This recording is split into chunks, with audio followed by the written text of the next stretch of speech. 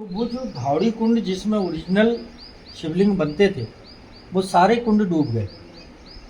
फिर इसके बाद पुनासा डैम बना, नर्मदा नगर का जो डैम है उसमें पूरा धावड़ी कुंड डूब गया। फिर उसके बाद में उसके नीचे ओंकारेश्वर का डैम बना, फिर बाकी तीर्थ बचे थे उसमें डूब गया। फिर इसके बाद सबसे बड़ा सरदार सरोवर बना, तो इसमें तो और कुछ भी नहीं बचा। जो किनारे पे, जो दूर दराज किनारे पे जो प्राचीनतम जो तीर्थ थे वो तीर्थ बचे। तो इस समय आप जो परिक्रमा कर रहे हैं ये कोई टूरिस्ट प्लेस नहीं है कि हम लोग घूमने आए हैं देख के चले गए। वास्तव में नर्मदा परिक्रमा एक तपस्या है। क्या है नर्मदा परिक्रमा? आपके जीवन की एक तपस्या है। घर को आप छोड़ते हो, परिवार को छोड़ते हो, प्लस अपना धन खर्च करते हो, समय खर्च करते हो, बुद्धि, विवेक, विचार, ज्ञान सब उसमें समावेश कर देते हो, अपनी भक्ति भी उसमें आप लगा देते हो। तो ये जो नर्मदा परिक्रमा है ये नर से नारायण बनने की प्रक्रिया है, सब कुछ प्राप्त करने के लिए। जैसे ऋषि मुनि जो तप करते थे तो ऋषि मुनि कहीं ऊपर से नहीं आते थे, आप ही ऋषि मुनि रहते थे। कोई सदग्रस्त ऐसे, जैसे आपने कभी क्रिया योग, कभी किसी ने क्रिया योग पढ़ा है योगानंद को? पढ़ा है? श्यामाचरण लहरी था। हाँ, श्यामाचरण लहरी का भी पढ़ा है। वो एक सदग्रस्त थे, सदग्रस्त है। फिर उनको ज्ञान हो गया गुरु कृपा से। ज्ञान हो गया तो उनके अंदर शक्तियां प्रवेश कर गई। ठीक है। अब वो जो किताब में लिखा है अकेली वो थ्योरी नहीं है, उसके साथ उन्होंने लहरी महाशय ने क्या किया, उसको प्रैक्टिकल किया। कैसे? वेद की एक ऋचा है, पूर्णम घटोति न करोति शब्दम। इसका मतलब क्या है कि घड़ा, पानी का घड़ा जब भर जाता है तो बुदबुद करना बंद कर देता है, फिर उसमें और पानी आने की गुंजाइश नहीं रहती। इसी प्रकार से सदग्रस्त के लिए वेद आदेश करता है कि आप यदि कुछ प्राप्त करना चाहते हैं, अथा तो भक्ति जिज्ञासा, अथा तो धर्म जिज्ञासा, अथा तो तत्व जिज्ञासा। यदि आप भक्ति करना चाहते हैं, धर्म से जुड़ना चाहते हैं, भगवत प्राप्ति करना चाहते हैं, धर्म को जानना चाहते हैं, तो आपके अंदर में जानने की इच्छा होना चाहिए। क्या? जानने की, कि आखिर ये क्या है, क्या है, क्या है, क्या है, कैसा है, कैसा है? एक जिज्ञासा होना चाहिए है। और वो जो जिज्ञासा है, जानने की जिज्ञासा है, वहीं से भक्ति का प्रवेश आपके अंदर में होता है। क्योंकि जब हम किसी को जानने के लिए निकलते हैं, जैसे मान के चलो आपके यहाँ देवालय है, मंदिर है, या आपका ठाकुरबाड़ी है, या आपके घर में आपने छोटा सा एक मंदिर बनाया है, तो मंदिर बना के आप क्या करते हो? पूजा ही तो करते हो है।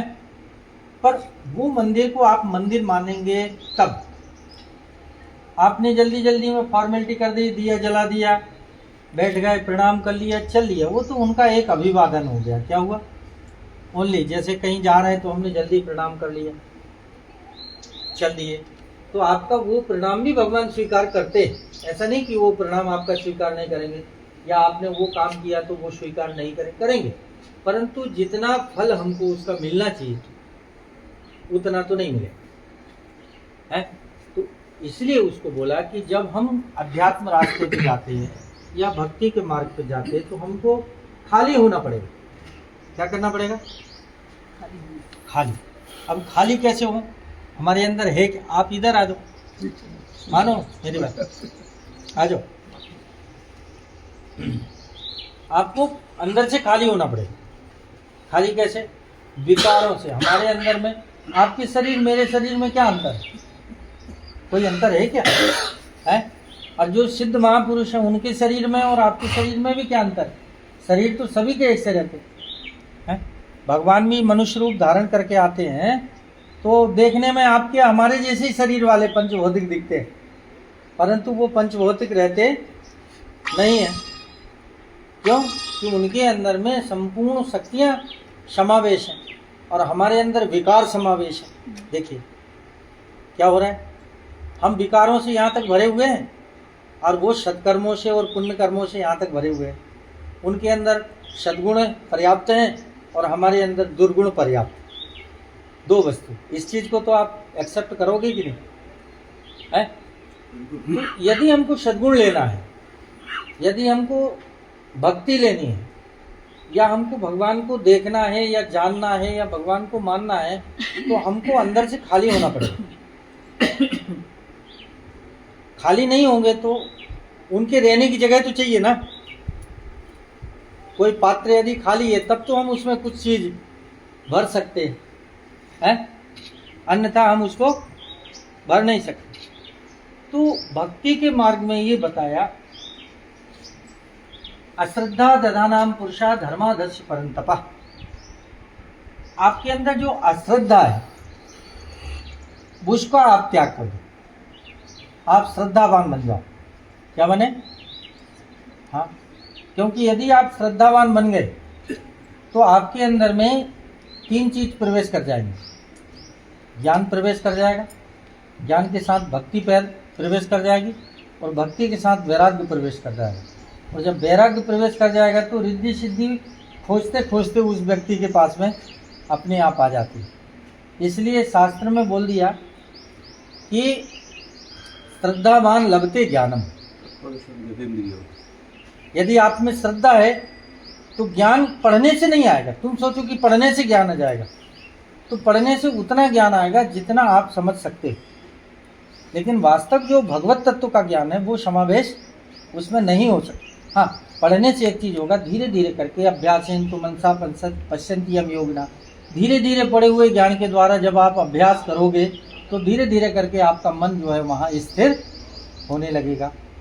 देखिए, तो एक वस्तु से सभी वस्तुओं का प्रवेश है, जिससे श्रद्धावान।